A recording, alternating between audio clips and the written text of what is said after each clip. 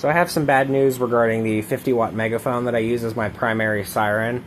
Unfortunately, I'm not able to transmit audio to this Megaphone over the radio anymore, which means I'm no longer able to set it off at a distance. The reason for this is because normally I would use this MP3 player, a 3.5mm audio cable going into the microphone port of my Bofang AR5RM, transmit that audio over the air to one of these walkie-talkies, and then have a jerry-rigged cable that goes from 2.5mm to 3.5mm to go from the port on the walkie-talkie into the aux port on my Megaphone. So the radios kind of served as a sort of middleman to transmit the audio over the air instead of directly through a cable. Unfortunately, though, I replaced the batteries in these walkie-talkies because the old ones finally died, and after doing so, the audio output of that port suddenly became very quiet and basically useless for this Megaphone.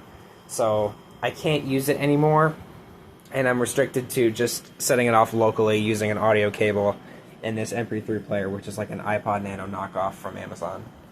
So that is pretty unfortunate. On the bright side, though, the audio quality is much improved because it's not going over radio, though, so that is pretty nice. And I have more precise control over its volume. In other news, I'm also switching from running off of 8C batteries to just using this wall adapter whenever I'm near an outlet because I don't want to burn through C batteries really quick, and I only had 7 on hand, so I actually had to steal one from the 15-watt Megaphone, which I'm still not planning on using, unfortunately. Though, I guess, since only the audio output volume has been affected, but the actual speaker volume of the thing is okay, it shouldn't affect the performance of this. But then again, I don't ever plan on using this again because this thing just blows it out of the water. And it also does so even with the low volume with these, it still does outperform it, I think. So I don't really have a reason to use this anymore.